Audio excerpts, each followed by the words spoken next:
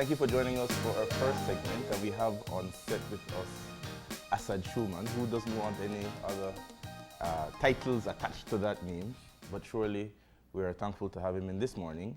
And he's representing the Citizens for the Defense of Sovereignty, and we're going to have a very pointed conversation about the yes vote to the ICJ. Good morning, Sir Assad.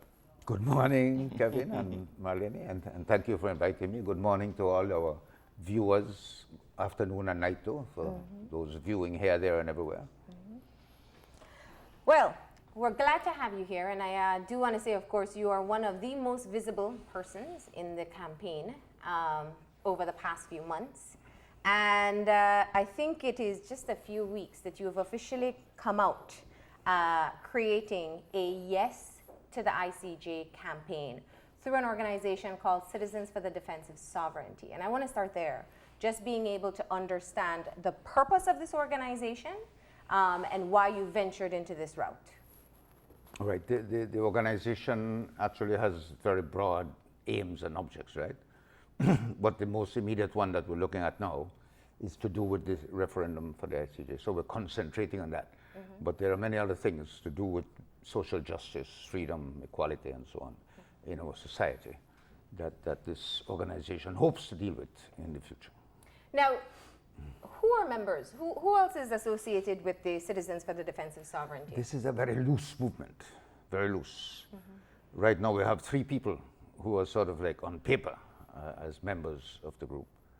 But there are many others who, for different reasons, don't wish to be named. Some of them work for this or that organization, or, you know, and especially now when there is out there a strong, I would say, a hate campaign against those who would dare to support a yes vote or vote yes. So many people are really frightened. We've seen that in schools, we've seen that everywhere. Who are the 3? People are afraid. Who are the 3? Sorry? Who are the 3 who are named? Jordan Craig, who is also, let's see, the creator of this zine, a zine which, MAGA zine, on the referendum. You know, she did all the graphics and all the design and everything. Yes. And the other one is Miss Verdi, Mariana Verdi. Okay. Now, the reason I asked that question is to be able to understand a bit of where the perspective is coming from. You spoke of what you called a hatred towards, or a hate campaign, yes. Campaign towards those who are promoting a yes campaign. Yes. You've been on the rounds for the ICJ forum. You've heard what the people who are pushing for a no campaign are saying. Yes. Why do you classify it as hate? Well, we can show an example if it's readily available. For example, look at that. One of the persons said the April 10th vote is the only vote in Belize that should be public, so we can see the jackasses will vote yes. That way, when they get, we land, we ship out for them ras. Ship out means deport. Ship out means remove you from society. Perhaps the most serious punishment you can give anybody. I met a young man in San Ignacio. This was a post that was made for Citizens Defense for Sovereignty and put on Facebook. This one? Yes. Yeah, this is a meme Yes. that they took something that one of the Reposting something proponents said. One who represents some have looked at this. One who represents the Belize peace Some movement. have looked at this with harsh criticisms as well. Of course. Because So do I. not necessarily just what is being said by the person here, but the fact that the campaign is now moving into this realm where it's almost like a political campaign of mudslinging. No, we're not swinging any mud. We're just putting up what they have said and asking, please, this is not a battle of persons or parties or not. Never. If anything, we're engaged in a battle of ideas. An idea for yes, an idea for no. Let's keep it at that level. So you don't consider this a personal attack? Against who? Against the person who wrote the Of post? course not. He wrote it.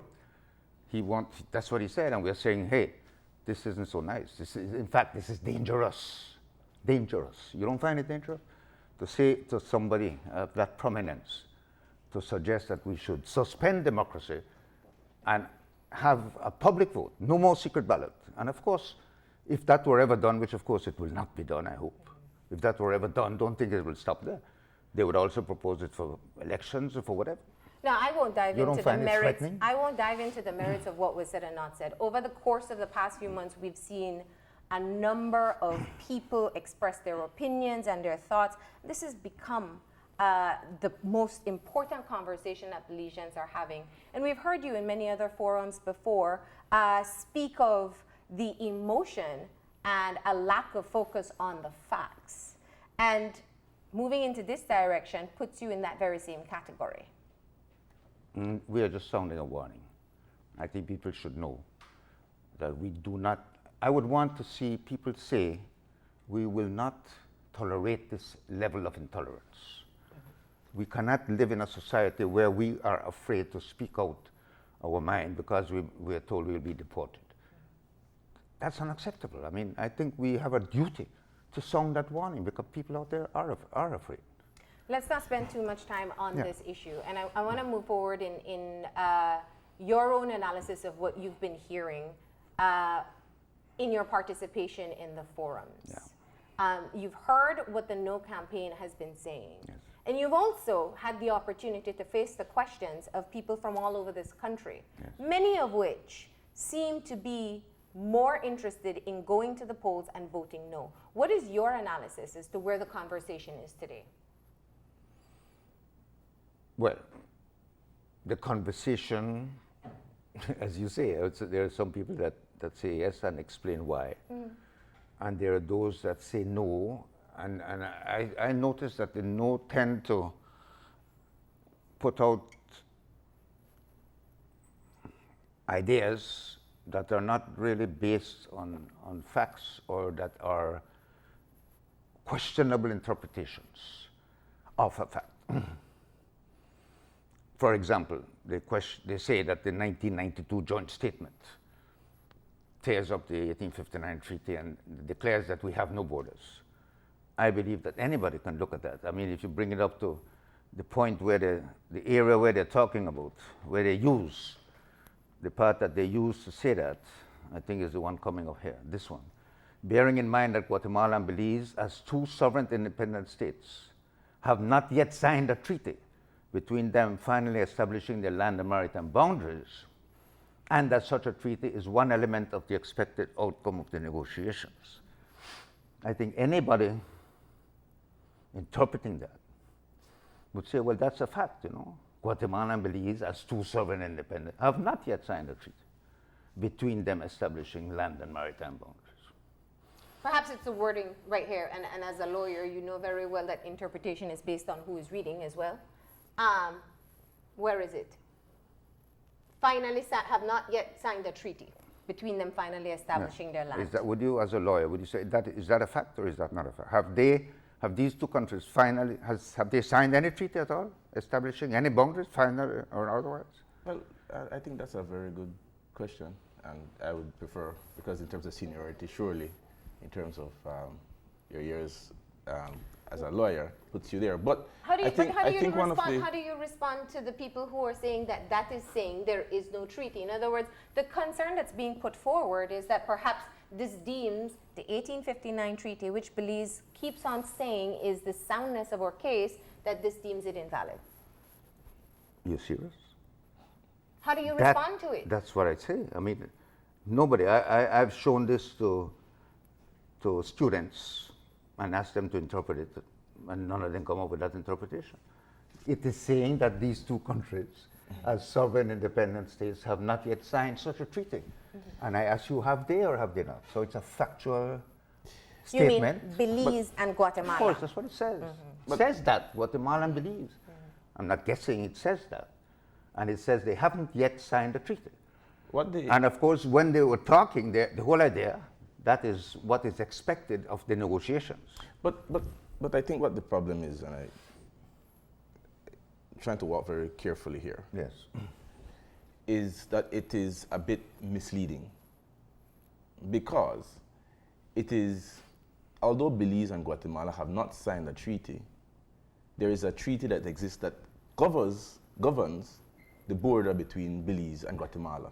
Yeah. And that treaty has been signed, and that treaty is the basis That treaty on was which... signed by Britain and Guatemala. Yes. Absolutely. But if we're saying that we inherit that treaty... I'm not saying that. We're not saying that you inherit? I'm not saying that. Okay, what are you saying? About inheritance? About being able to benefit from, or that treaty forming a basis on which our borders are defined. I'm saying that we inherited the borders established by that treaty.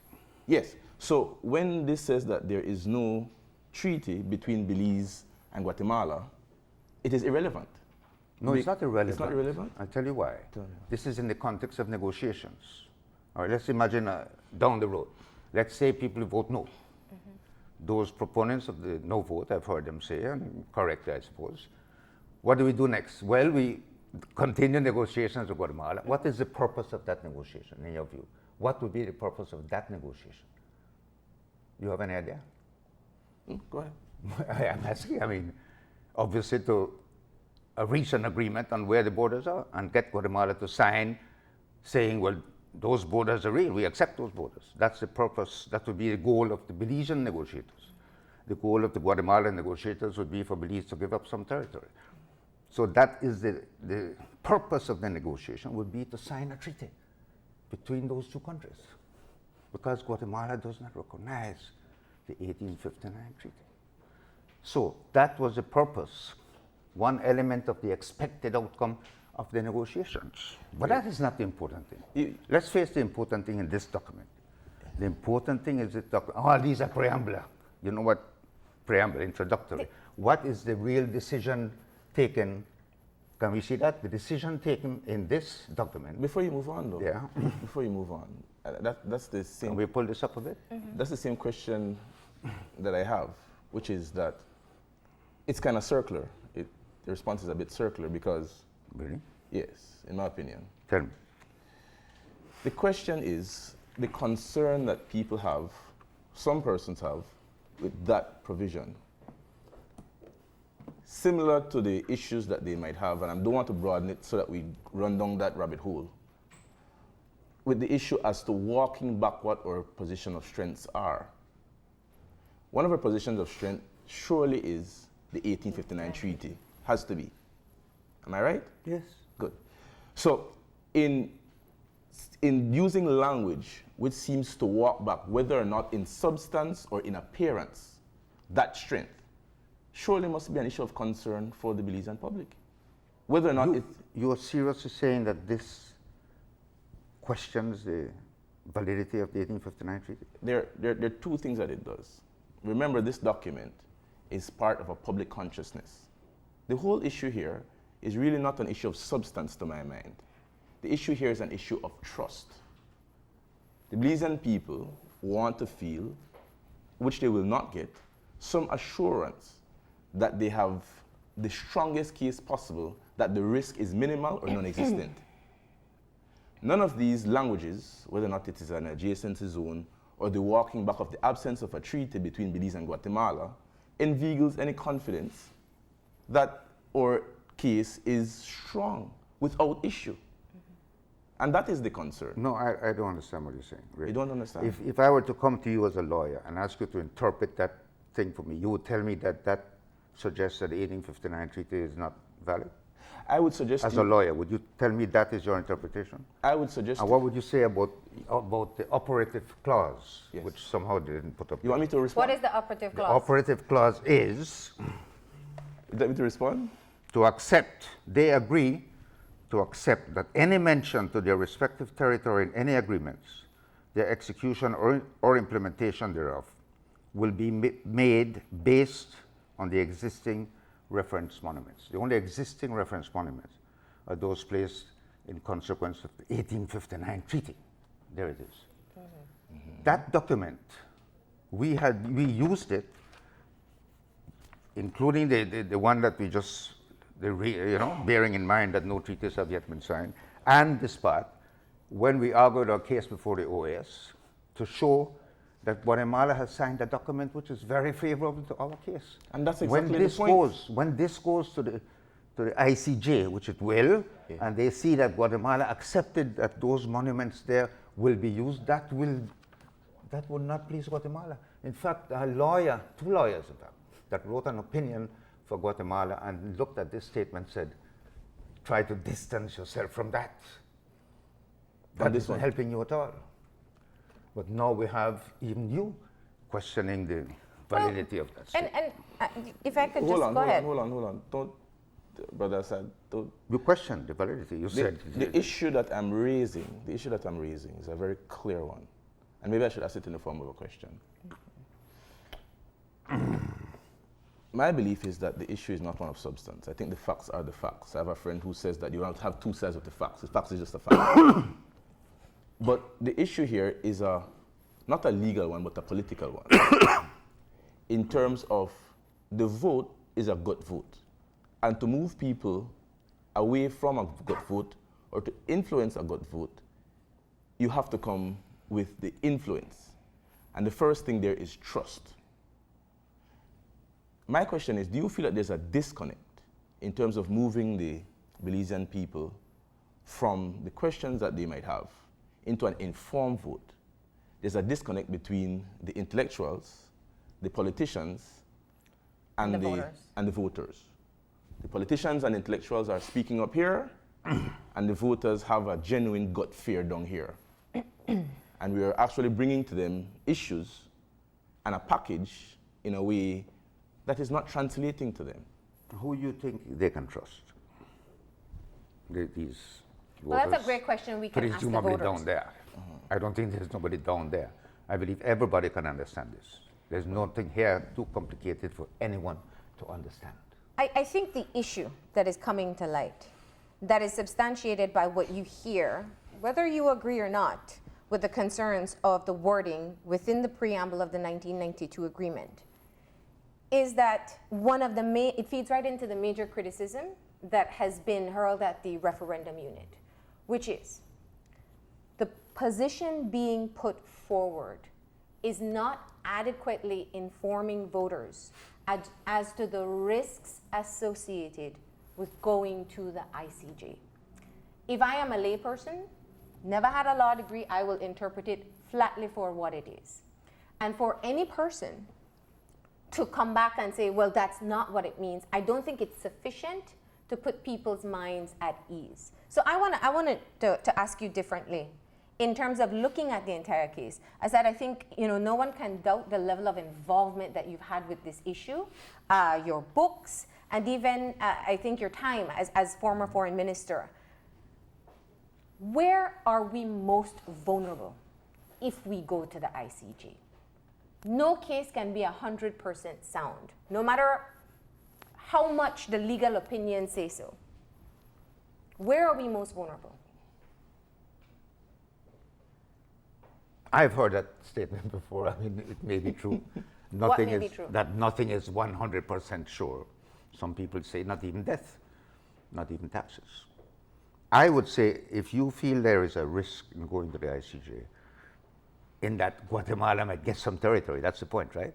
There can be weaknesses in the case. This can be a part of the case that they bring forward in addition to many other documents that maybe we've never seen. They would never bring this forward because this goes so much against them. So where are we vulnerable? I don't see any vulnerability. I don't see any. I would like you to show me. I'd like anybody to show me one. When I ask that, they show me this. I don't think it is. They show me what we say in the confidence building measures, and I can show you as a lawyer or as anybody listening that that's not true because the thing itself says so, etc., etc. Whatever. In other words, I don't think the no vote has any argument, a legal argument of substance that shows that we have a weak case. But they are determined to make people feel that we have a weak case or that we have a vulnerable case, right? And so they use these other things, the 1992 statement, the confidence building measures, the very special agreement, to show that we have in fact torn up the 1859 treaty.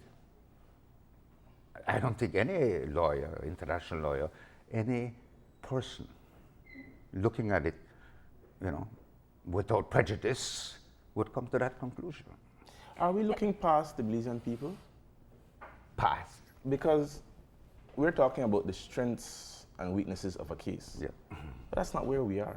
Where we are is trying to convince the Belizean people either they should go or should not go to the ICJ. Right. And so talking to what the substance of the case is. But to what me- will they base their decision on, you think? And I'm going right back to Yeah. I'm going right back to the point. The question is, has the campaigns, whichever campaign, done sufficient to garner the trust of the Belizean people? Let me put it this way as well. It is impossible to jump on the Belizean people in 2019 and ask them to do something that for the past X amount of elections we've never asked them to do, which is to have issue-based voting. Politics in Belize, I know you live in Cuba, but I'm sure you followed local elections. Elections in Belize are pretty much mudslinging and who does not like who. Surely, the person who attacks the messenger the best is the person who wins. How can after so many years, You're right there, yeah. After so many years of training our Belizean people to attack the messenger, don't listen to the message, Yeah. can you now come now and say, let's talk about issues now? Right, you're so right. You're so right, man. You hit the nail on the head. And somehow, I mean, remember that we were going to this referendum 5 years ago, and we prepared for that. Remember, I wrote those little booklets in preparation for a referendum then. So it's not like we were rushing into it. But whenever we go, that will be a problem. That we have created a system, a political system, a political culture that is as you defined it. That is a fact. How are we going to overcome that? I don't know. We have to try though, because the issue is so important. We have to try to overcome that culture in whatever time we have. Go over the heads of political parties and ideologies and go directly to the people and let them feel that let them know that this determines their future, and they have to take a decision not based on what you just said, but based on looking at the reality and deciding what is best for Belize and for Belize. Can I ask a follow-up to Not easy, that? not easy. Can I ask one follow-up to that? In terms of that culture, and I don't know if you'll agree that trust is really the issue here. Absolutely, yes. And you asked me a question as to who has that credibility. Do you feel as though the approach, one of the criticisms of the referendum unit is that people believe that it was a very veiled, a very transparent attempt to start off a yes vote. The referendum unit was very insistent. No, this is a balanced education campaign. You were the backbone of the referendum unit's face in terms of... Forgive me, I've never been in a No, referendum. And I'm not never, now. never? Never. Never? Never. Okay, well then my question has to be readjusted. But surely you were viewed as being part of some of the faces that was brought in to assist in the education campaign. Is that a word Well, which is, yeah, I fits guess you? so, yeah. But now you have branched off into this NGO, which is open. Yes. Do you feel that that colors any of the work done by the referendum unit before and leaves it at prey to the no voters to say, listen, we need to be very cautious in the way we look at the referendum unit's work as it relates to independent information gathering?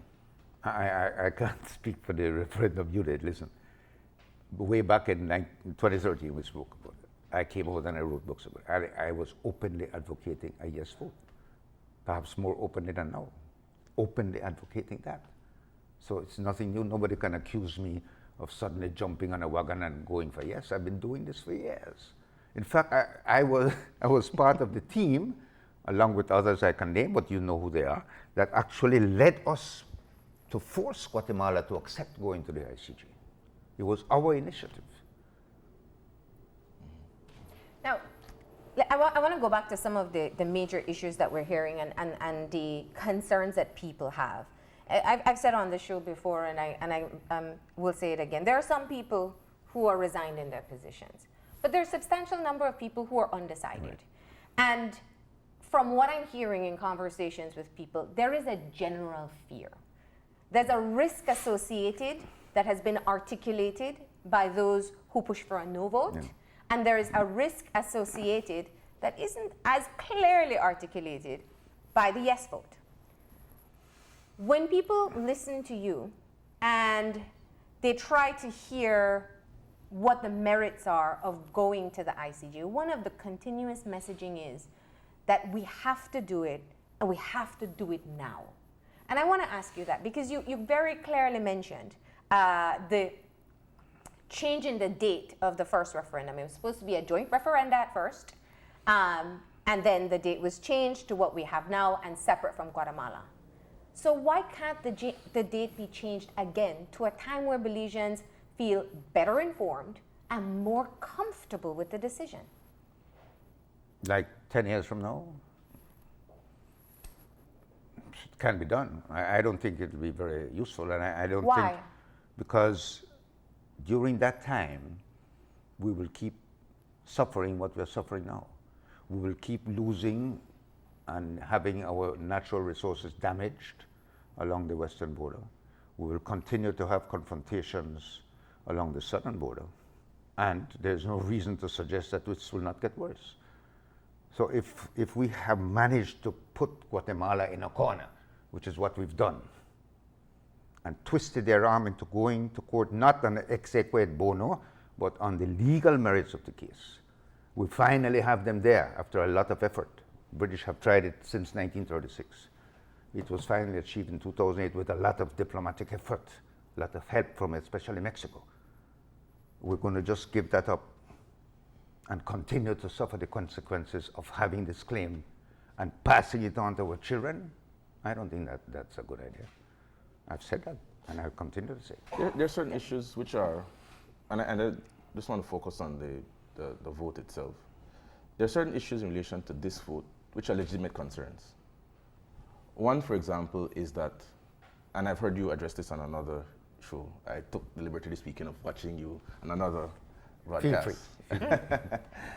But the question was put to you that the issue of us being in the middle of the re-registration process, and I think there's a percentage of where we are in terms of re-registration, which is not 100%, right. And I don't want to misstate it, but I think it was somewhere around 75 or 80% that we are short of people who were already registered to register again. Of what it was before. Yes. But we don't know if that... So the question is, forget about what the vote would be best, whether it's a yes vote or a no vote. We just simply aren't, in terms of the mechanics, we're not ready yet. Our electoral system is rebooting, has not rebooted, and in the middle of that we're making probably, it's like coming out of a coma and you're still probably coming out of the coma, and in the middle of that they want you to sign a will. Right. It's probably not the best time. So would you concede at the very least that in terms of where our arms of government are, that will take us to the vote, that we're not even there yet? Would I concede, for example, it would be very nice if we had this registration done a year ago or 2 years ago? Is that what you mean? No. Yeah, I would say that, yeah. Oh, okay. It would have been nice, yeah. No. We face the reality. I mean, ready or not, referendum is coming, and it's coming on the 10th of April. Mm-hmm. We have to decide what is best for the people of Belize and the future generations. Can it be legally changed? Anything can be changed, of course. Is it useful? Is it good for us to change it? I don't think so. Even though... Sorry, go ahead. No, I was going to say, because we're asking about the change of the date of the referendum. Yeah. One of the things that we do know is that in Belize, all referendums aren't binding. And... Sorry, repeat. All referendums aren't binding. The issue what I'm asking is, if we get a no vote come April 10th, is it not a possibility that in the future, Belizeans will be asked again whether or not we should take this claim to the ICJ? If as you know, Parliament is supreme, right? Mm-hmm. So a future Parliament can say yes. I thought the Constitution was supreme. I'm sorry? I thought the Constitution was supreme. Yeah, but the Constitution makes Parliament supreme in terms of making laws, right? Mm-hmm. Okay. And, any government in the future could do that, yeah. Well, I don't understand the importance of the question. I mean, it can happen, Well, the point of the question is that there can be another time where this decision is made. Yes. And? So even postponing at this point, if people don't feel prepared enough, is a legitimate request that's being made. if you want to continue to suffer the consequences, yes. And there's another point, however. But many have said, even those from the Yes campaign, that even a ruling from the ICJ that says the 1859 treaty is valid, an absolute 100% win for Belize. Our very own foreign minister has said that will not change the incursions in Chiquibul, and that will not change some of the things that we are seeing from the Guatemalans in today's date. I think it will change the situation along the South Stream. In fact, I think that will change even before the decision of the court. As you know, once we have the case before the court, which will be by the 10th of May, we can ask the court to apply provisional measures and stop that confrontation that the Guatemalans are forcing on us in the South. So that was. But at the same time, many have criticized that what is currently taking place in the Sarstoon could have been, and there continues to be a lot of pressure about the Sarstoon Protocol, about whether or not Belize itself is sufficiently asserting its sovereignty in the Sarstoon. So what I'm getting at is, you are saying that the ICJ, going to the ICJ, may potentially change the situation in the Sarstoon. Will change. I mean, some can say we shouldn't have allowed it to get to this point in the first place. Allowing it to get to this point, I'm not sure you could say allow. I mean, the Guatemalans, remember that for many years, they were doing nothing along the border. When the British and the defense blanket left, then they started doing things. They flooded the western border. They had hundreds of people, dozens of settlements. We had to go through a whole process of confidence building measures and so on. We finally got them out. The confidence building measures did not cover the Sarstoon specifically because there wasn't a problem then. When we cleared up that situation along the western border, the government and army shifted their attention to the Sarstoon. And they have started and continue to make aggressive moves there. What can we do? What have we done? Every single time the government has protested that what they're doing is illegal and is unacceptable. We haven't gone and shot any one of them. I don't think you want us to do that. But we have protested so that legally there is nothing more the government could have done. It has done everything it could do in the circumstances to insist that our sovereignty extends to where the 1859 treaty says, below the Sarstoon Island. And those protests are effective in the ICJ. Let me ask you something. Nobody will question our sovereignty over that area because of those protests. It's probably about three and a half years that we've been seeing this exertion of control by the Guatemalan armed forces in the Sarstoon. At one point, one former foreign minister, the one that did not sign the declaration, called it an annexation. Do you agree with that? Of course not. Do you believe that the exertion of power that the Guatemalans have persistently exercised in the Sarstoon also leaves perhaps a vulnerability for Belize when we go to the ICJ, if we go to the ICJ? No, because we cannot go and create a situation of conflict in the Sarstoon River. And we haven't been called to do that. The situation has not got so far that we would have to start shooting. Would you agree with that? Well, whether you do or not, I mean, I'm saying it. I don't think it has reached that stage. So what can the government do? It can do what the international practice allows it to do, which is to protest. Send protest notes every time that the Guatemalans do anything that challenges our sovereignty in that area. We have done that, so that there's no way that can be affected in the ICJ. No way. In response to, I guess, some time ago, I think Marlene told them that the confidence building measures did well between the Belize and Guatemala, but that there needs to be confidence building measures between the people of Belize and its leadership. She spoke wisely, yes. As she often does. Yes, which I think is really the crux of the matter. Yeah. Now, there is an issue in terms of a disconnect between the diplomats and the politicians. Let me explain why. And please tell me, because surely this must have been something that we should have seen. If we know you're going to take a referendum vote, you just don't start a referendum vote and campaign 1 day before, 2 days before, or even a year before. You surely make preparations of what your challenges will be and what your strengths will be so that you're effective in getting a result. One of the challenges is that when you have one of these gut votes, clarity is one of your strengths. And surely there has not been clarity.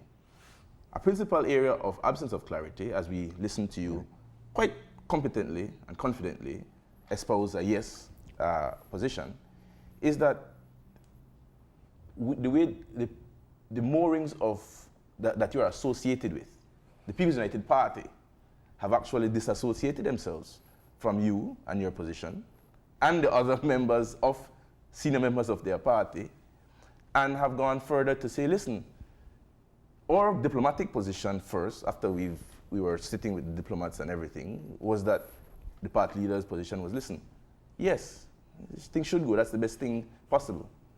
But after listening to the people, his position and the position of the party was the people are not ready.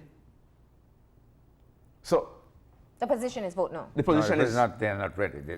The position is they say no. The position is that they say no, and they're also asking for these things.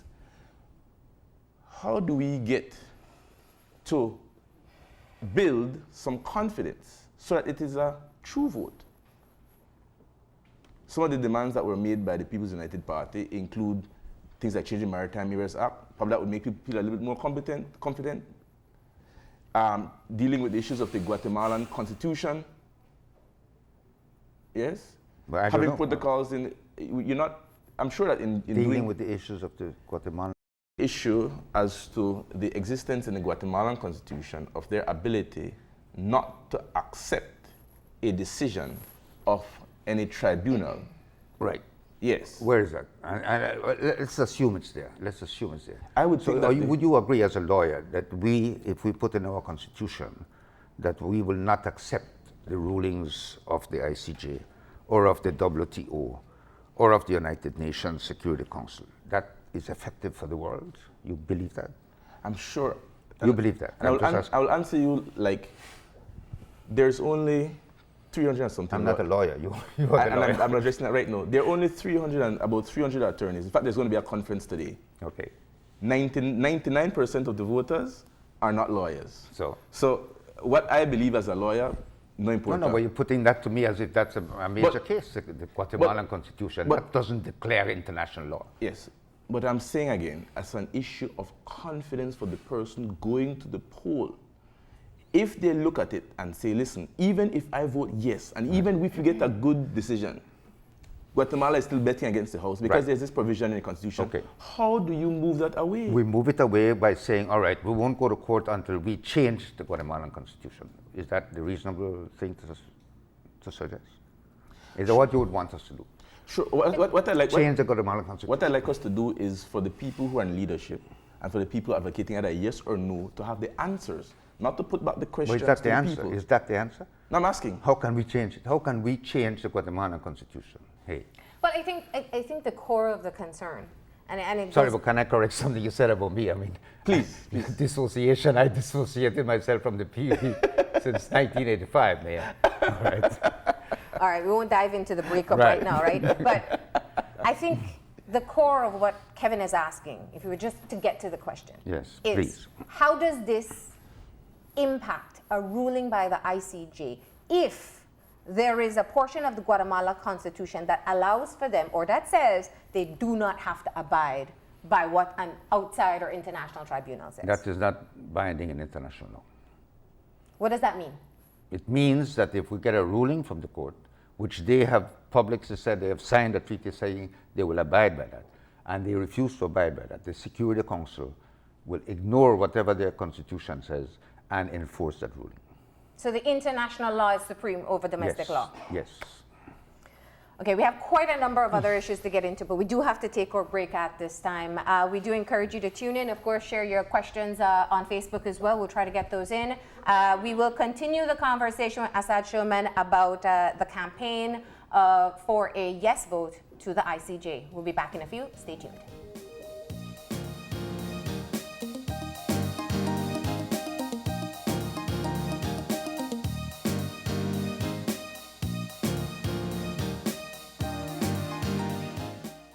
When someone you love becomes a memory, the memory becomes a treasure. Channel 5 introduces the Daily Obituaries. The Daily Obituaries will broadcast all death and funeral announcements and memorials to honor your loved one's life and memories. The Daily Obituaries airs on Channel 5 prior to the evening newscast, with subsequent repeats at 10 p.m. and 12 noon the following day. It will also be placed online on our social media platforms, all for a standard package fee. Celebrate their lives and memories with Channel 5's Daily Obituaries. Honor in life and reverence in death.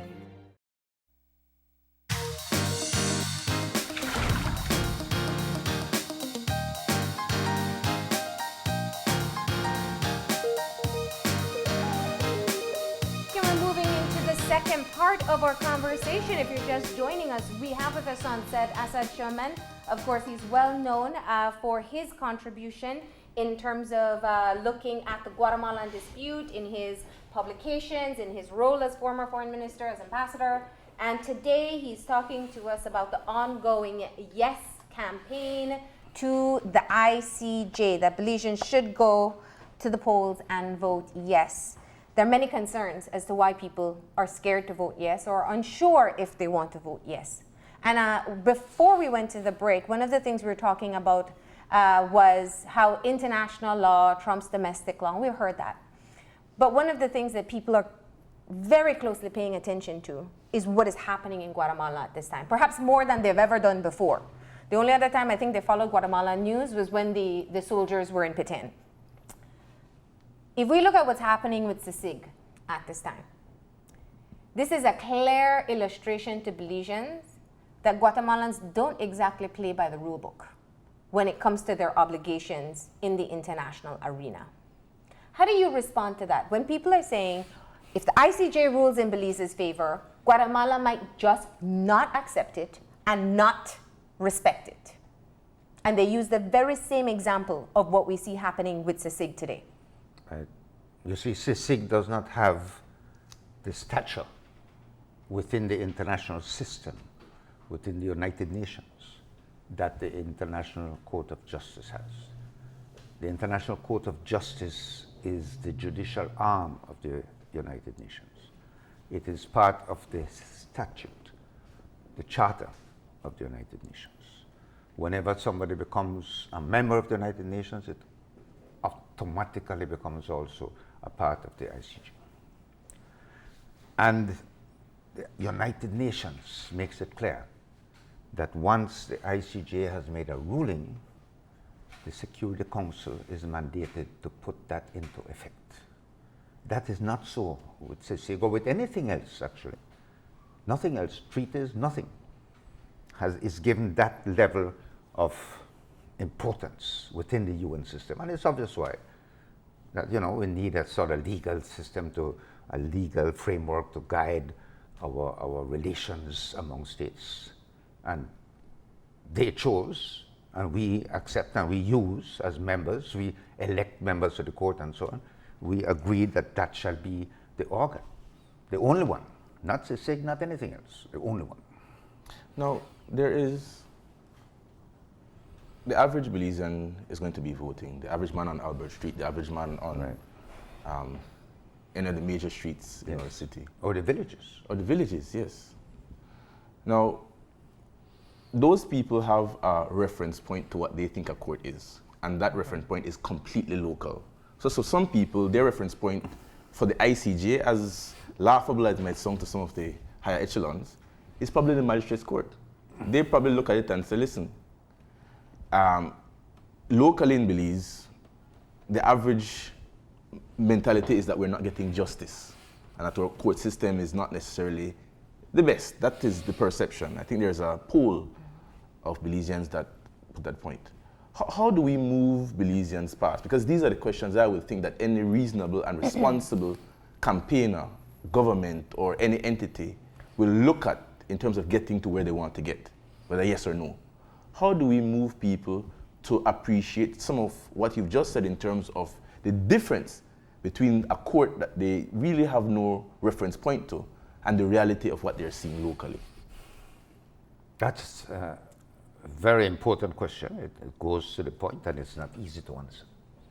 And I don't think there is an easy answer, if any answer at all. Yes, many things have gone wrong in Belize since independence, and before, of course, since independence. We've taken a lot of wrong turns in the economy, in politics, in the justice system, in the education system. And we're paying the price for that now, in a way. Well, we've paid it all along, but in this particular case, it's a very heavy price we're paying.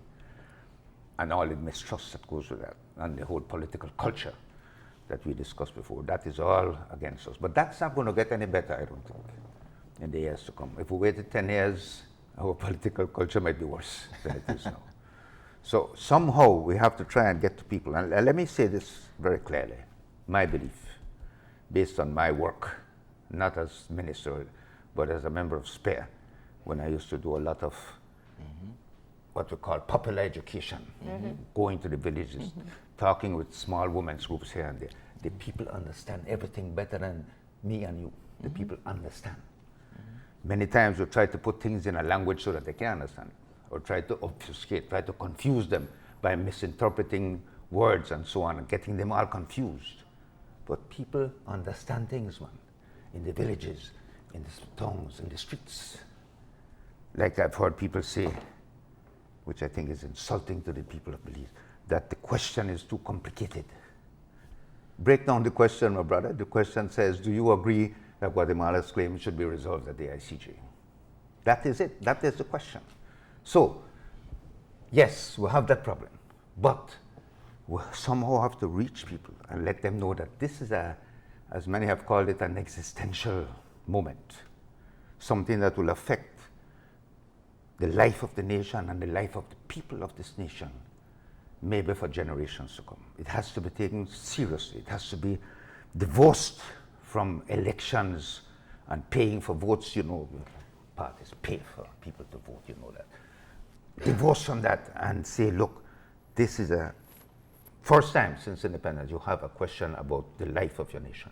Take it seriously and do the right thing. And I just want to go a bit further, because what Kevin is bringing up is really just a perception that people have about access to justice. Right. And so if I'm about to make this decision, and if my only reference point is what I've seen in the local courts, whether magistrate or supreme, Right. and I feel that based on my experience and my observations, influence has a lot to do with things. Right. Money has a lot to do with things. Yes. So how do you explain to people that they can have a trust in the ICJ, and that the only point of reference that we have of a court system has been one that many have called to be very unfair to smaller, poorer, Absolutely. less? That perception is true, I dare say. So if that is my only knowledge of how a court system works, and I want to tie into that in terms of regional courts, where we've had a government that have said previously to the Belizean people that they had solid cases that went to the Caribbean Court of Justice, different from the International Court of Justice, and lost. So when this is my reference point, and you come to me and you say, there's no vulnerability, we have a strong case, we're going to win, how can I accept that? Well, you will have to take on board the fact that it is different, that this is an international court, has nothing to do with it.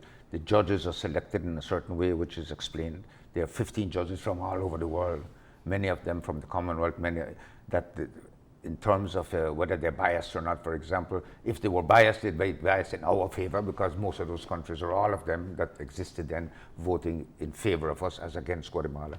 That big and small, well, the United States lost a case to Nicaragua at that court, etc., etc. We just have to give that confidence by stating the facts and stating that it is totally different from anything to do with our courts locally or regionally. How disappointed are you that the issue has become political? I'm that terribly hurt. And what do you? Terribly sad. How do you think that will affect a true vote? It will affect. How? It will seriously affect, because a lot of people who are supporters of the People's United Party, for example, might feel constrained to vote the way their party tells them to vote. The same party that actually led us to the ICJ, and the same party whose leader a while ago, and I think perhaps even now, is convinced that yes is the best choice for Belizeans, but that for purely party political reasons are advising now their people to vote otherwise.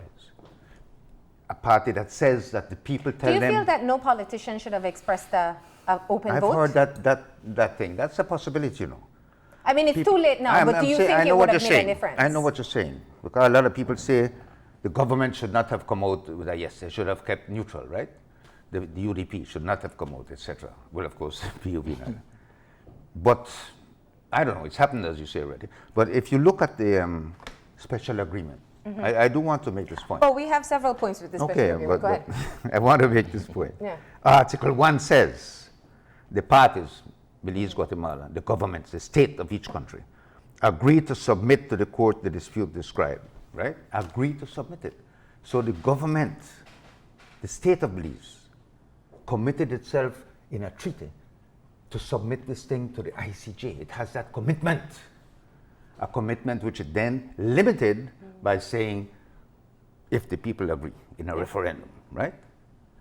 Some people might argue with some sense that if you have a duty to, if you have agreed to send this thing to the court, but your people have to agree to do so, yes, it is your duty to explain to your people why you believe this thing should go to the court.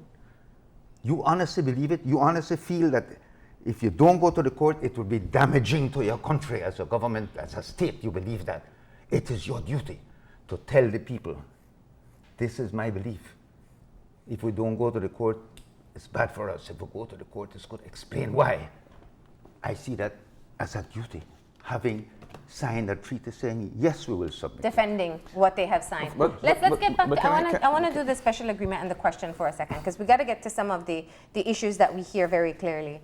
The question that Belizeans will be asked is extracted directly from the special agreement. And while you have said that you don't understand why people say it is confusing, I don't think it's that it cannot be understood. I think it goes back again to what we said before, an interpretation. And the use of the word determine is perhaps the one that concerns people the most. Okay. That the special agreement is opening up Belize to potentially having new borders because it says to determine. Yes. Can you address that? Of course. First of all, or maybe second of all, let's go to second of all. This is a treaty, right? It was signed by the two. The special agreement is a treaty? It is, yes. It was signed by two governments. It is a treaty. It was signed by two governments, right? It was ratified here, it was ratified there. Instruments of ratification were exchanged. It's a treaty. It is also a necessary document to go to the ICJ. Do you think that you could have got Guatemala to sign that treaty if it said, we're sending this to the court to confirm that the 1859 borders are correct? Would we have had a treaty? Would we have had the opportunity to go to court? You think? I don't think so. So, that statement says that it is the court, based on what? Based on law, based on the evidence, based on the points in Article 38(1) of its statute, will determine what those borders are. Why is it important that the court determine it? That the court determine it? Because if it was a treaty, I'll tell you this, for example. If tomorrow Guatemala were to come to us and say, guess what? Forget ICJ, we'll spend millions of dollars, get lawyers rich and fat. I agree, we'll accept those borders. We'll accept it. The 1859 borders, come, let's sign a treaty to that. I personally would say, no, I don't accept that. Let me spend my millions and go to court. You know why? Because today, one government could sign it, as they did in 59, and tomorrow, or 80 years from now, as they did with the 59 treaty, said, no, that treaty is not valid. But if the court determines it, the Security Council is mandated to enforce that judgment. So we need to go to court to have an enforceable judgment. And the court has to be the one to determine that line. It can't be determined by a treaty. To determine the line or to determine the validity of the treaty? To determine the line. To determine the line. Because that is the determination that we need to enforce. I want to go back. You were talking Sorry, when you mentioned treaty, I said we didn't inherit the treaty, because some people say, in fact, some of the no proponents that have in our presence when we were around with the UB series, they say, oh, we should pay compensation to Guatemala for Article 7 that the British didn't do. Some of the same no people. And I'm saying, no, we did not inherit the 1859 treaty. We inherited the borders established by that treaty. Excellent. Now, my question is I want to go back to two things that you've said. The first is that there is this agreement that between the Belizean government and the Guatemalan government that this thing will go Yes. to the ICJ. Yes. Some people are saying, listen, based on the Referendum Act, you had no authority to do that. You had no authority to enter into this agreement. First, you should have, based on the Referendum Act, come to the people. I forget the provision in the Referendum Act, but it was similar to the Alberto Veos case. You had to come to the Belizean people first, get authority before you could say what the Belizean people are going to do or not. I want you to first address that. The question directly is... I'm sorry, I can't, I don't the know. question, I'm not... The legal question is... the lawyer. So surely in advocating your position, you must have considered these things. You're the most prolific, probably one of the most competent persons in terms of dealing with the Belize-Guatemala issue, which is a legal question. So forgive me if I'm putting too much on the stock of your work, but surely I'm saying that you must have a response to the question of whether or not legally this compromise is even valid, because it goes contrary, or some people say it goes contrary, to our Referendum Act, that before you can say whether or not something is going to the ICJ for resolution, it should have been put to the people in a referendum. I cannot accept that this goes against the Referendum Act. You'd have to prove that to me. Bring the Referendum Act, show me what article it violates, and then we'll discuss it. But I don't know that is contrary to any Referendum Act. You've never heard that argument? No. You know, in the interest of time, Can I ask I would one? ask you, I would ask you about the claim that Guatemala will bring forward. But I've heard your responses in other media forums as well, in terms of how it has been changing, and it was an agreement that would settle once and for all. We've heard it from you and several others. But the timeline that will come into effect if we vote yes, within 1 month, there'll be a decision as to a timeline for this, and there'll be a year, and the memorial will be put forward. Guatemala's official claim will be put forward. It gives us very little time. We've been talking to the referendum unit about their lawyers who are on retainer, Freshfields, the extensive amount of experience they have at the International Court of Justice. I would assume, or I think it's basic for any person to assume, that if you are preparing for a case potentially a year from now, you've already looked at the strengths of your opponent's case. Because to counter whatever memorial is put forward means we've done our research of every possible fact, document, agreement that Guatemala may put forward.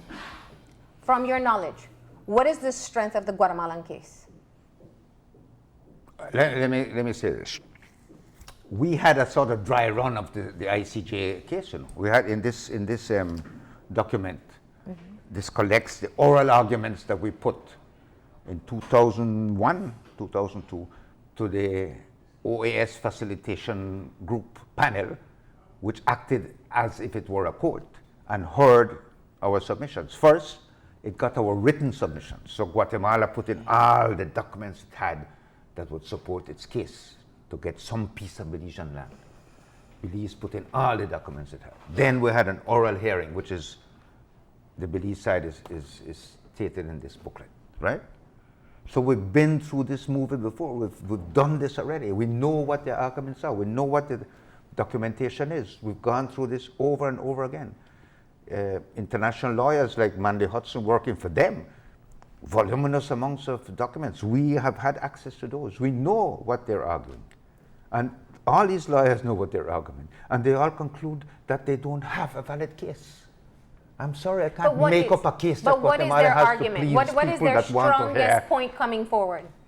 That 1859 treaty is a treaty of cession. Is that what it is? Well, even if that is true, which it is not, let us assume that they were to prove that, which is impossible, because interpretation of treaties, as you know, goes first of all to the wording of the thing, second of all to what is the purpose, the whole purpose of this treaty. Was it the purpose to build a road or to increase commerce? It states very clearly in almost every article, including Article 7, that it's a boundary treaty. So there's no question about that. Even if Guatemala had a right to declare the treaty void, it couldn't wait 80 years to do so. The court would not accept that. If they wait 5 years, the court has said it's waited too long.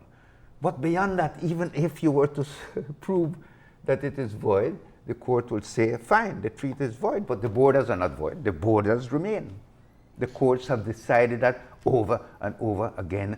Why don't we wish to accept it? It's good news. We don't like good news. The court has said that over and over again. There's no questioning that. Please. Now, one of the things that you said, which I want you to address or respond to. Yes. Hopefully, I really wish you respond to this one. I don't throw it back to me as a question. All right. You know, because I'm not prepared to answer it. I'm here for you. That's why you're the expert. I'm here for you. One of the things you said was that, as I understand it, the special agreement is the basis on which we are going to court. This is the treaty. Yeah, yes. And one of the requirements of a treaty is that it must be ratified.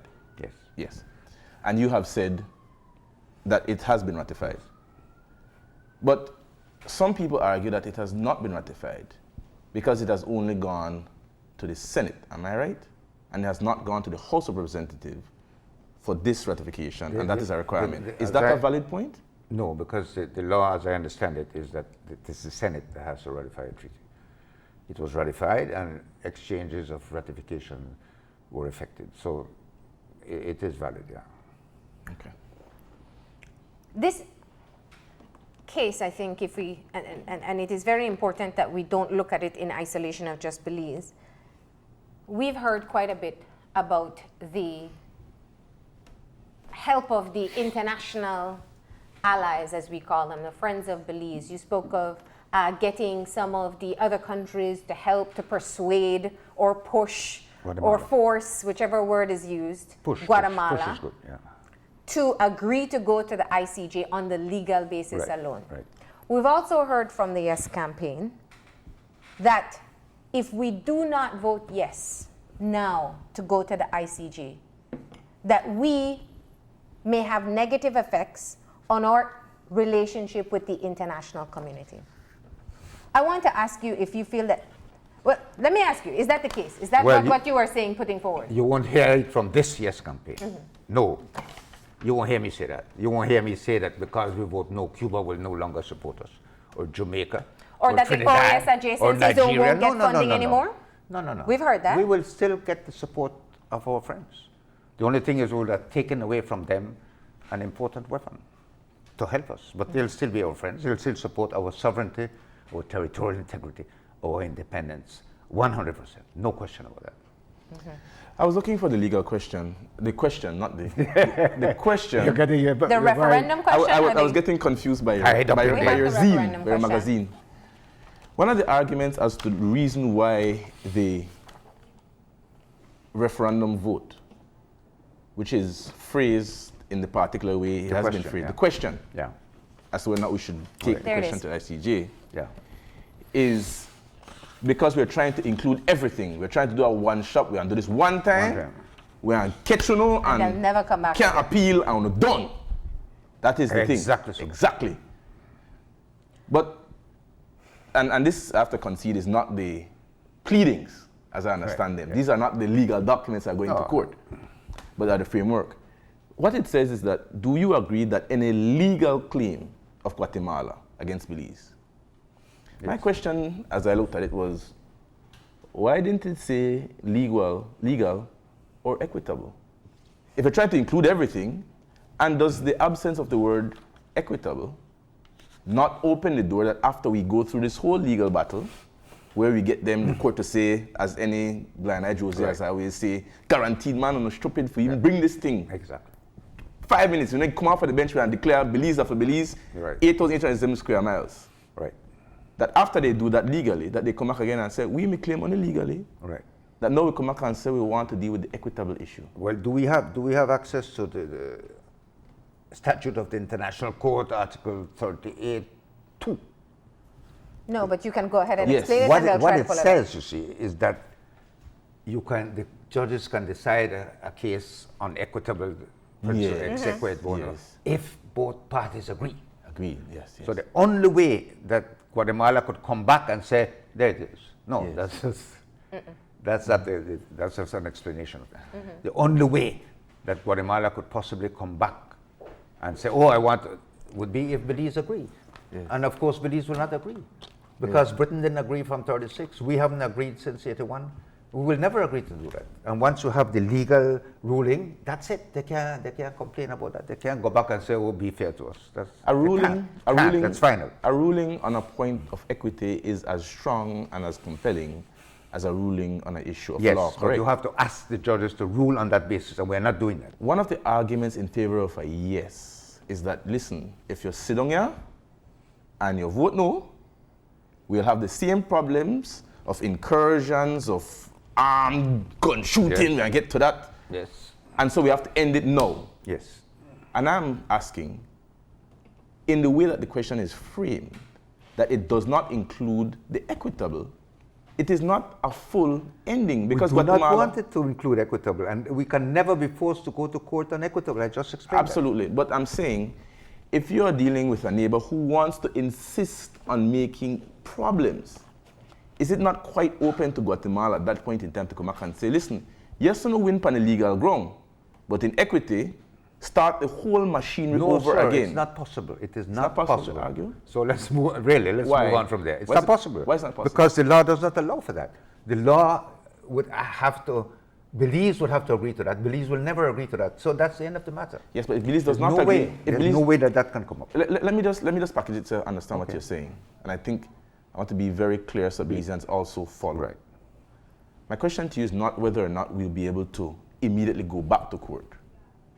But it's no different from a neighbor who said, listen, we went and we've already determined that this is what the surveyor is saying. But because my grandmother has been moving across there for so much time, there's another aspect which I can claim in Odonia that I will now bring you back through all the mechanics to try to see how I can still move at a piece of property. You won't be able to do it in this case because the court will not allow it. The court won't entertain that. We'll never get there. Okay. So- No, I appreciate you bringing clarity to that particular point for Kevin. And we're running out of time so quickly, but I want to ask, come April 10th, if Belizeans vote no, what happens? Two things. What can potentially happen in settling this dispute? And where will Assad Shoman be if Belizeans vote no? Right. Whatever Belizeans vote, I'll be in the same place. I'll be here because I'm staying here for that, right? And for the result of it. So I'll be in Belize, yes. Will you be What would- helping with the negotiations, offering yourself to continue to find a solution to this problem? I have done that all my life. No, I'm saying after reason, April 10th. Yeah, why not? No reason why I should stop now. Whenever governments have been willing to use me, I've been willing to be used for that purpose. That won't change. Okay. Now let's go back to the options after a no vote. The options? Yeah. Wow. Well, we'll still have the claim. We'll still Yes. have to find a way to resolve that claim, right? What do? You go back to negotiations? Fine, but what are you going to negotiate? What are you going to put on the table? Are we going to put something new, or are we going to put the same thing, no land cession? And is Guatemala going to put something new, or the same thing, we want a piece of land? If that is the case, which is most likely so, we'll continue to not have a solution for years to come. What will be the effect of that on our territory, on our security, on our economy? You know, I'm not a capitalist, I'm a socialist at heart. But I have to be concerned with what we live in a capitalist society. And business people are important because they employ people, and business people are worried of instability. They want stability. Business requires stability to work properly. And they feel that if we don't get a stable answer to this thing soon, it's affecting the whole climate of investment, of business, of confidence, of everything. A Now, referendum- I a want to referendum- push that a bit further because I have seen that. I'm trying to see if it was in here or on another campaign. That going to the ICJ is important because of how the claim has held back our development. It was in your foreword in the legal opinion. I have said yes, that. Yeah. you have said that. I want to ask you, I mean, is that really the case? We I currently have believe a so. bilateral agreement with Guatemala. We import from Guatemala. We do a small amount of export as well. There's Guatemalan investment in Belize. Business relationships exist today. Agreements exist today. So is it really fair to say that this claim is holding back the development of the country? Yes. How so? Because my argument, for example, is based on historical fact. For example, when we became independent in 1981, our choices were limited severely because of the Guatemalan claim. We could not, for example, opt for a republican system of government as the Cayo North Division wanted to or suggested in our constitution, because we needed to have the British troops here, and we needed to have the image of the Queen, and so on. We couldn't carry out a social justice economic system because we needed the United States here, who were supposed to be, controlling the Guatemalans, who told us you have to privatize, you have to close down the marketing board, stop the price controls, etc., etc., etc. So our whole life was controlled because of the Guatemalan claim. And that has not stopped. That has continued because that is still there, and we still feel, well, look, we need these two, especially these two actors, and we can't. We couldn't, for example, establish relations with Cuba, which was the country that was the most important in getting us to independence, because we felt that would upset the United States. I mean, we tied our hands, and this thing is still tying our hands. And the effect it has in dividing our country, well, you can see it's continuous. There's a lie that's being told. And that lie is that if you vote no to the referendum, in the referendum, that you do not want this issue resolved. That's a huge lie. Because you might just not be there. I make these analogies because I hope that in all of us there is a 8-year-old, and the 8-year-old is the person who's going to be voting. You vote with your gut. It's tantamount to somebody who's in the hospital and you give them all the medical reasons as to why they should amputate a foot.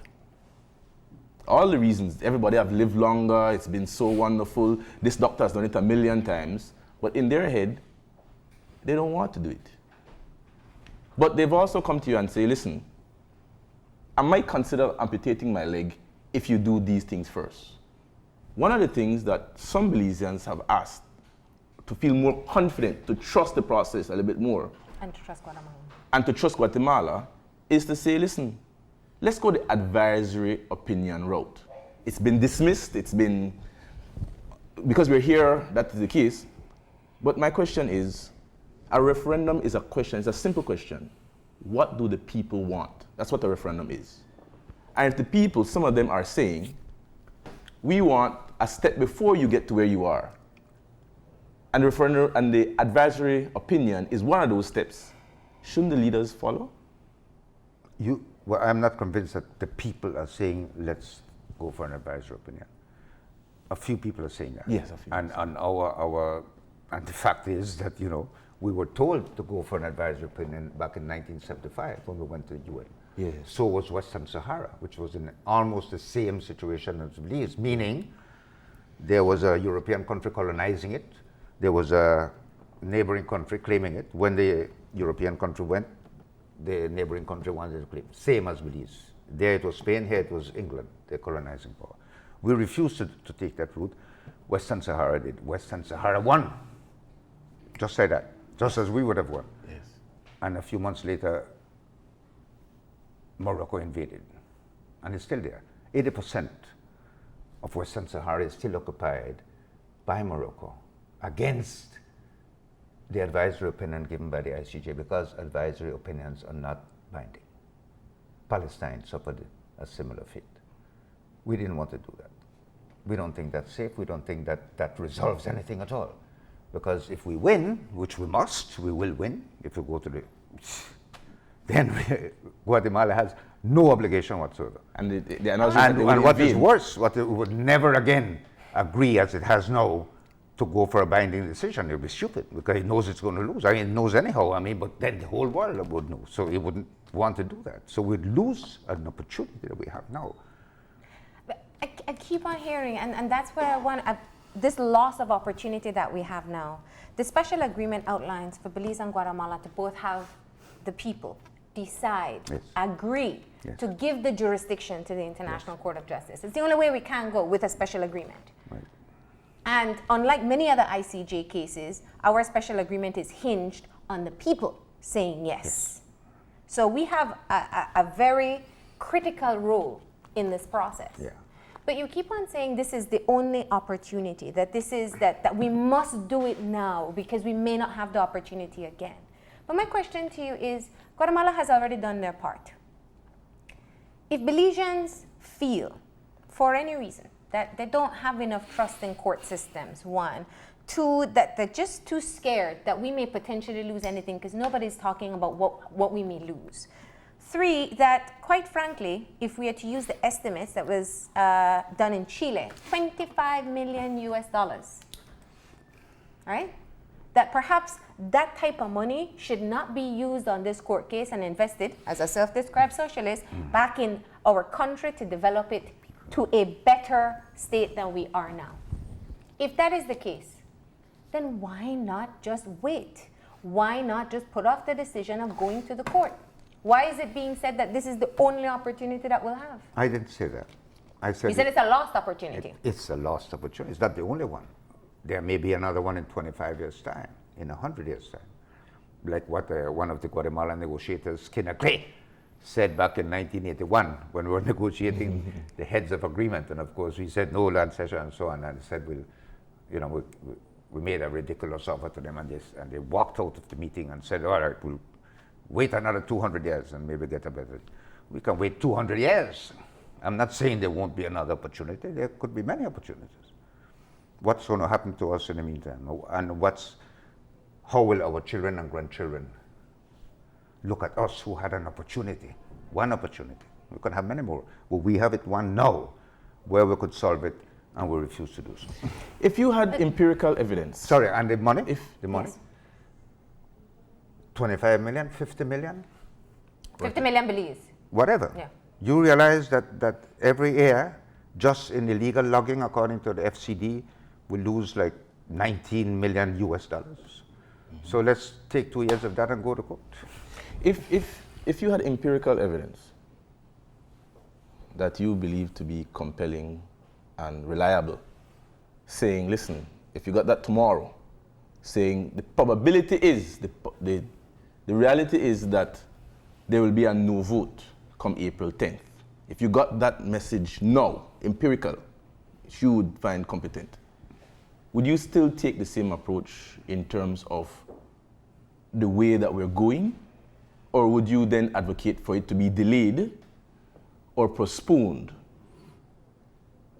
I don't think that I could be shown that empirical evidence. Polls are notorious. But even hypotheticals, and I'm sure No. as a political let's scientist, not go into hypothetical business. not- I'm not prepared no? to go there. No, this thing is too important to talk hypothetical, man. This is not a debate that you and I are trying to win. This is the life of a country, please. And I want to, as we're getting ready to round out, so we got to get in some critical points. One of the recent, there have been some issues that have come out from the no side. One was that there is some kind of factual information. The 1992 agreement, there's an actual agreement that they put forward, its interpretation. One of the other interpretations that's being questioned is the 1859 treaty, and you know this from surveyor Lindsay Belisle. And he is questioning just how strong are 1859 treaty, because it does not clearly delimit or define the borders between Belize and Mexico. So You've heard his arguments. I've heard that said, and I wondered how he expects Guatemala and Britain to sign a treaty defining Mexican frontier with Belize. I don't understand that. Can you explain it? I mean, you understand how Britain and Guatemala are to sign a treaty which defines the Mexican frontier with Belize? I don't understand it, I'm sorry. I'm not a surveyor, I don't understand it. But you are quote-unquote Belize's expert on this issue. I Does this didn't say open that. up to any vulnerability? Of course not. I think the man was being kind and was making sure that when whoever goes to The Hague to fight the case, they put in their valise both treaties, the 1859 and the 1893. So we thank him for that. How does someone who is advocating for Look what a it yes, says here, it talks about two treaties. Yeah. how does someone who's advocating for a yes position, which is well informed, have all the reasons why it clearly should be a yes vote? I mean, come on, anything other vote is really, not from an insulting standpoint, but just from a professional standpoint, it doesn't make any sense. How do you keep your even keelness without getting frustrated and not talking down to people when you know that your position, or even in your opinion, is your position, is really the most healthy for the country? Because I know from experience that the people understand things. The people are not foolish. The people are very sensible. The people really could understand it. And you just go and not try to confuse them with crazy arguments or false interpretations or big words. You just state it as it is, people will understand. No problem in understanding.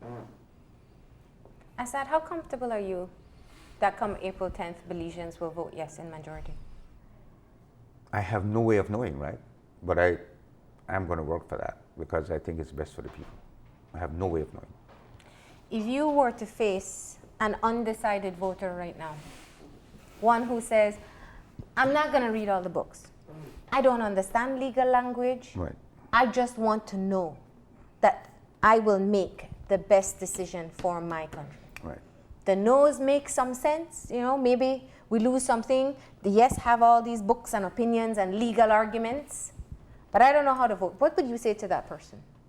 I would say that if you wanted to know or get a feel of how a case will go, whether you will lose land or not, it isn't bad to look at what lawyers have told Belize, the very best of international lawyers have told Belize, but also to look at what lawyers have told Guatemala, who work for Guatemala, who are trying to please Guatemala, and they tell Guatemala the same thing. Then maybe you have some kind of firm ground for believing that yes, if experts on all sides, and in fact, if you are told about judgments of the court, such as the one that says the treaty can fall but the borders remain, such as the one that says what Belize inherits is not the treaty but the borders established by the treaty, something that is not difficult to understand, believe me, people understand that. If we can get to enough people to let them hear that, I think. And allow me to proceed as the undecided voter who does not want to read the legal books. Right. How can you convince me that Guatemala agrees to pay the 50 million, whatever amount of money, all the time, all the energy that is being put into this, if they don't have a strong case? Who goes to court expecting to lose? Can I have a little quote here that I think might be useful, because I mean, first thing I would do is show them the video that we have of the Rosenthal interview. Yes, your competitor. Yeah, I've seen. Getting Rosenthal, which you've seen, right? Mm-hmm. Many people have seen. Former foreign but minister. let me also read something. Ambassador. Right. Let me read something from the 1997 newspapers in Guatemala, right?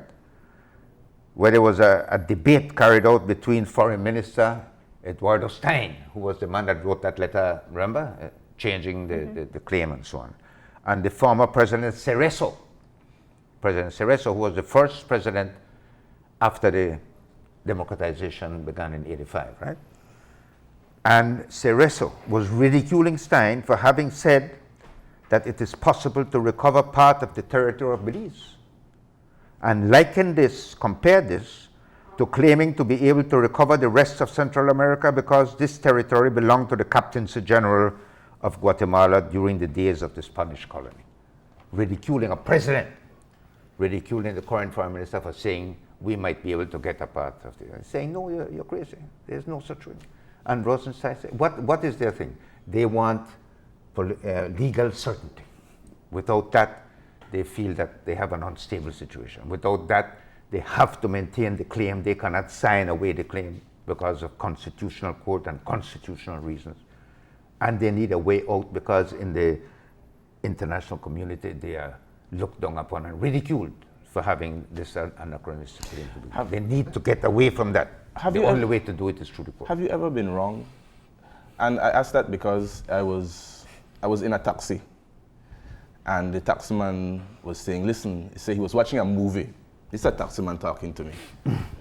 And he said that there is a thing for spies called counterintelligence, that they only release things that they want you to know. Right. And they keep something close to their chest. Right. So every time we've heard about these opinions coming from Guatemala, that everybody's been telling them they're going to lose, and we over here can't see how in hell they're going to bring any sort of case that will have any sort of respectability, could it simply be that what their trump card is, they've been holding close to their chest and only been feeding us what they want us to hear? They have a secret document, which we or Britain signed. That's your case. No, I'm asking about, listen, Brother Yeah, Assad. that they might have a secret Brother Assad. That they may not be putting forward what the strength of their actual case is. Yeah? Yes. And based In on other what? words, duping people to say, look at these legal opinions, Yes. helping us to feel more secure and more confident. Those legal opinions that we have, they didn't give it to us. We found them and we got them otherwise. They themselves have not shown it to their own people. They themselves have not shown it to some of their own close people, ministers, and very few people in Guatemala have read those legal documents. I could never answer a question which asks, but don't you think that Guatemala might have a secret bomb somewhere? I don't know. I don't think so. They've put their case. You don't think so if you've done negative. enough research to feel secure that there's not? I can't prove a negative, Marlene, you know that. I can't prove they don't have an atomic bomb. I can't prove that, I'm sorry. fair enough. That's the price I have to pay for voting yes. But I said no, you wouldn't be bothering me with that question. Can I end with this? Can I end with this? Because we are completely out of time. That the issue here is an issue of trust. It's not an issue of substance. Because the facts actually substantiate both a yes and a no vote. Tell me which facts substantiate and no vote. Well, this is your interview, so I don't want to do that. But the yes voters are saying, listen, everything is so clear that if we go to court, we're going to win. The no voters are saying everything is so clear, we don't need to go to court. The issue here is an issue of trust. And I am appealing to you and to the authorities that be to recognize it as that and not as an issue. Because we're going to be here talking about 1859 treaties up until April 9th, and it won't affect people as much as getting to the issue of trust. And sorry, on the question of trust, isn't it important? And doesn't the media have an important role to play?